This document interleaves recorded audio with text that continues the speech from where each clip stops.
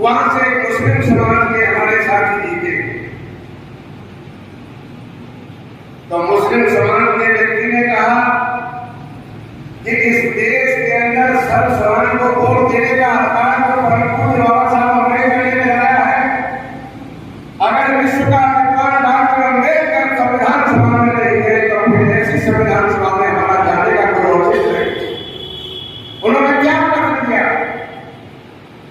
त्याग पत्र देने के बाद बाबा साहब अम्बेडकर को बुलाया और बाबा साहब अम्बेडकर को खुला देशों से लोग वहां से संविधान सभा का सदस्य चुन करते थे।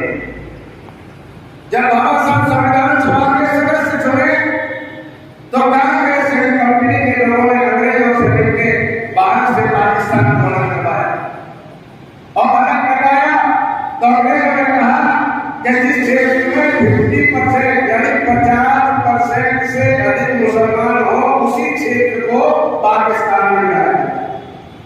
लेकिन खुला देशों सीट में जहां बाबा साहब जी थे वहां मुसलमान मात्र 30%।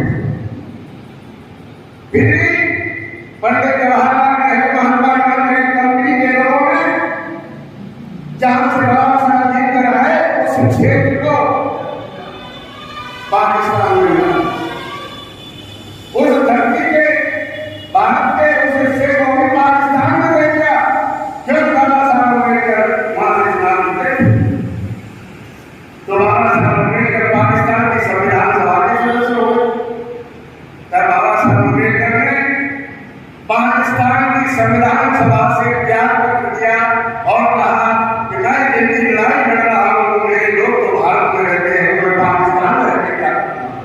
और त्याग पत्र देने के बाद सीधे लंदन में जाके बाबा साहब ने अपनी बात लॉर्ड माउंटबेटन और विंस्टन चर्चिल के सामने और उनसे कहा कि आपने कहा था आपका आदेश भी नहीं माना गया है कि 50% से अधिक जो मुस्लिम एरिया हो वही उसमें मिलाया गया पाकिस्तान में, लेकिन वहां तो 30% थे, लेकिन मैं वहां से जीता इसलिए उसको भी पाकिस्तान में मिला दिया।